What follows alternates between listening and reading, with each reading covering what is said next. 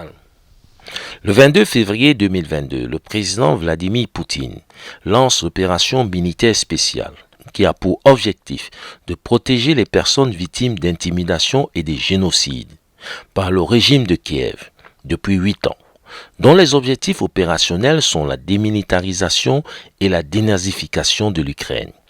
Considérée au départ comme une guerre stratégique pour l'OTAN et ses alliés, avec un objectif clair, établir des bases militaires de l'OTAN à l'Est, notamment en Ukraine. Toutefois, depuis 2014 et le début de la guerre en Ukraine, l'Union européenne soumet la Russie à des sanctions. Mais une invasion militaire lancée par Moscou le 24 février 2022, les 27 ont durci le ton et ont pris des mesures de rétorsion très lourdes pour l'économie russe et une décision historique de financer l'envoi d'armes aux Ukrainiens.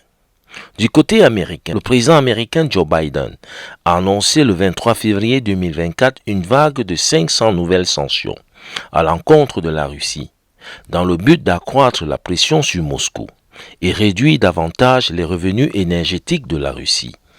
Cependant, pour le vieux continent, le bouleversement provoqué par l'invasion russe de l'Ukraine a profondément marqué et transformé l'Union européenne. Depuis plus de 2 ans, l'Union européenne et ses États membres sont les premiers donateurs d'aide à l'Ukraine, avec un montant qui dépasse les 98,5 milliards d'euros. Un soutien à la fois financier, humanitaire et militaire. L'Union européenne doit-elle continuer à aider Kiev? Selon un sondage exclusif Ipsos Euronews, les électeurs de l'Union européenne hésitent à prendre une position claire en ce qui concerne l'aide de l'Union européenne à l'Ukraine. Ce sondage, le premier du genre, auquel ont participé près de 26 000 personnes de 18 pays de l'Union européenne, révèle que 36% des Européens souhaitent que l'aide à l'Ukraine soit une priorité du prochain Parlement européen. 36% également considèrent qu'il s'agit d'une question importante, mais non prioritaire, tandis que les 27% restants estiment qu'il s'agit d'une question secondaire sur le secteur énergétique. Face au génie du président américain Joe Biden, qui a dépensé 60% de l'aide américaine sur le sol américain, révélé par l'American Enterprise Institute. Une économie de guerre transformée par Joe Biden en relance budgétaire sur une dépense de 110 milliards de dollars pour l'Ukraine. 62 milliards de dollars ont été distribués par le département américain de la Défense.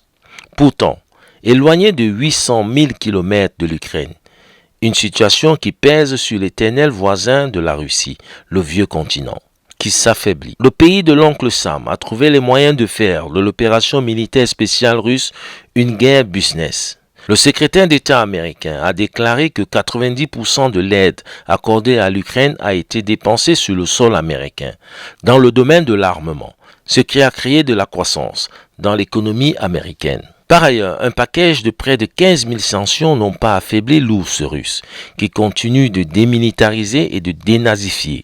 Alors que nombre d'institutions et d'experts voyaient l'économie russe s'effondrer, celle-ci a pu contenir l'impact des sanctions qui, bien que nombreuses, ont été en partie contournées par Moscou, avec un PIB qui a augmenté de 3,6% en 2023, avec l'aide des États-Unis, qui continue à acheter l'uranium russe.